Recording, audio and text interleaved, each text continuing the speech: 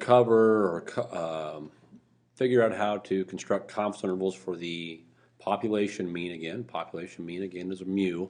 But in these types of problems, our population standard deviation is not known. So if you notice on the last section, every time we went through a problem, I underlined the fact that we knew the population standard deviation, which allowed us to use table E. In these, our population standard deviation is not known, which gives us a different distribution. It's called a t-distribution. And that t-distribution, the scores that we use are found from a different table, or table F, a t-distribution. Okay, so that's the only real difference here. We're still calculating a confidence interval for a population mean, but we're constructing that based on the fact that we know our sample standard deviation instead of our population standard deviation. So again, in our last formula, we had sigma here instead of S, and then that leads us to a t-score instead of a z-score. So once again, there's the big difference.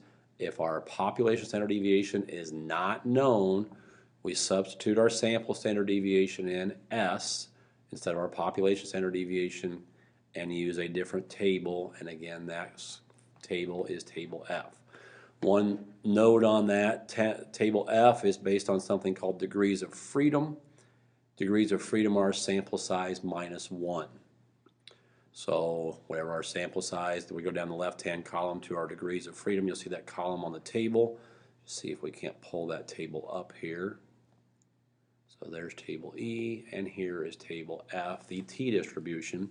So notice over here we have degrees of freedom. That would simply be our sample size minus 1. And then we have these 5 confidence intervals, 1, 2, 3, 4, 5. Those would be the only 5 that we calculate for these types of problems. One other side note here, if our sample size gets to be too large, let's say we have a sample size of 50, our degrees of freedom would be 49. We don't have 49 on our table, so we'd actually go all the way down to 45. We don't ever want to be overestimate, so we'll stay conservative and go underneath that number. So again, our degrees of freedom are our sample size minus 1, and then our confidence interval is there at the top. But the big difference here again is the fact that we're working with our sample standard deviation instead of our population standard deviation. So if you compare this to our other formula is from our previous section is a z-score and a population standard deviation. So noting the two big differences here, t-score versus a z-score because of the sample standard deviation versus the population standard deviation. That one item alone tells us to use a different table. So running down through our first example here, find a 99% confidence interval for a population mean of a sample of 28 has a mean of 212 and a standard deviation of 21. So noticing here our standard deviation is of the sample of 28, so it's a sample standard deviation, or S. Our mean is 212 minus, if we go to our table here, and I went there too quick, I think. We have a sample size of 28. Oops, that's not good.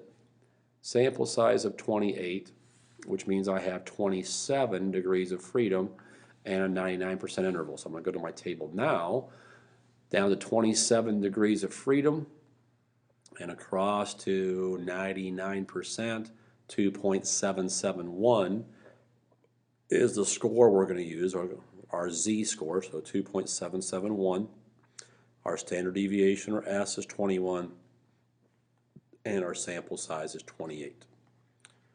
Other than that, our calculation is very, very similar. We just have to recognize the fact that we're using a different table based on the information that's presented to us.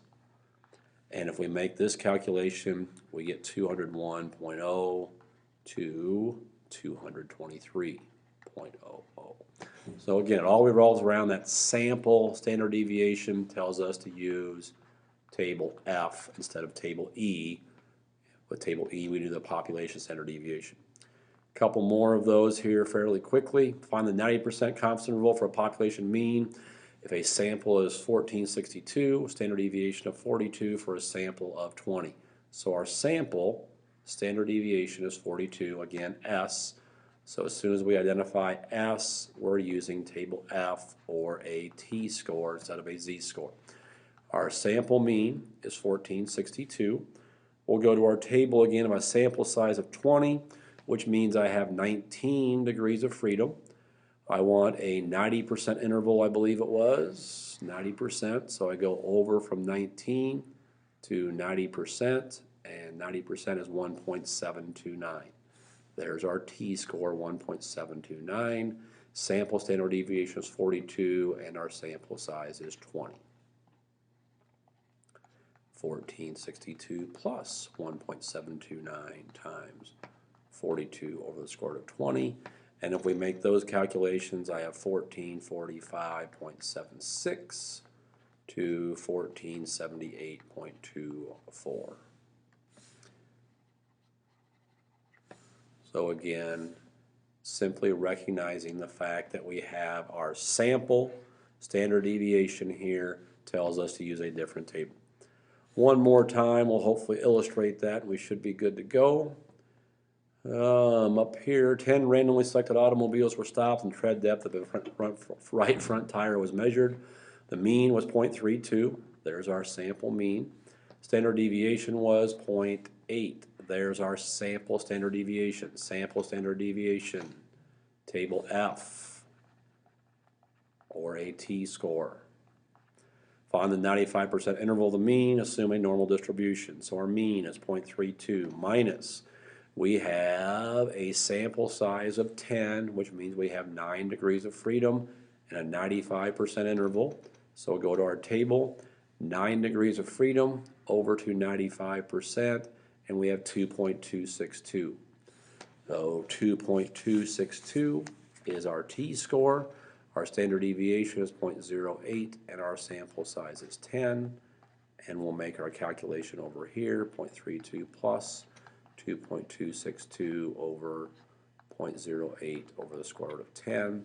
And that gets us 0.263 to 0.377. So again, we're still constructing confidence intervals. Just the difference that we're looking for with our mean is whether we know the population standard deviation or the sample standard deviation. Population standard deviation, table E or a z-score. Sample standard deviation, table F or a t-score. That's the difference between these two types of problems.